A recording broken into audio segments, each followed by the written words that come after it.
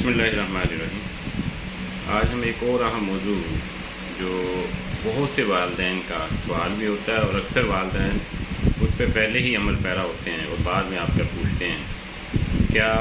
बुखार में रोटी बंद कर देनी चाहिए या रोटी का बुखार के साथ कोई ताल्लुक है। अक्सर बच्चे जो लंबे बुखार के साथ आते हैं या तेज़ बुखार के साथ भी आते हैं तो उनके वालिदैन ने अक्सर उनकी रोटी बंद की होती है। और फिर एक और अहम सवाल ख़ास तौर पे टाइफाइड बुखार के अंदर एंटेरिक फीवर के, तो अक्सर वालिदैन उस रोटी को बुखार की वजह समझ रहे होते हैं। अब इसमें समझने की ज़रूरत ये है कि रोटी की वजह से किसी किस्म का कोई बुखार नहीं होता। रोटी किसी बुखार की वजह नहीं बनती। हाँ, कुछ वजूहात ऐसी हैं जैसे ख़ास तौर पर टाइफाइड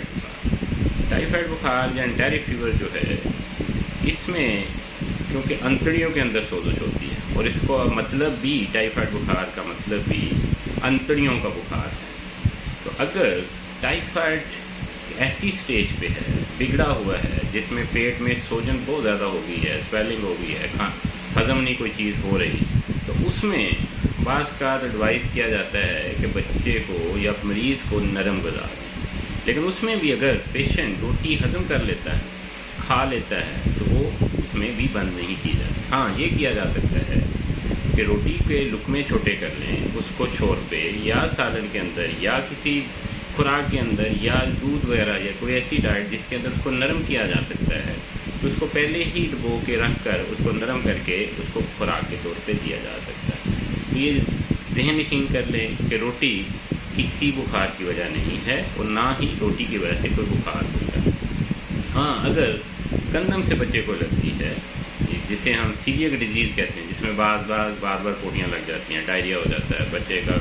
कद नहीं बढ़ रहा होता या दूसरे मसाइल होते हैं, तो उनमें तो गंदम वैसे ही गंदम और गंदम से बनी हुई हर चीज़, रोटी के अलावा भी जो चीज़ें गंदम से बनती हैं तो वो बंद की जाती है। लेकिन किसी भी बीमारी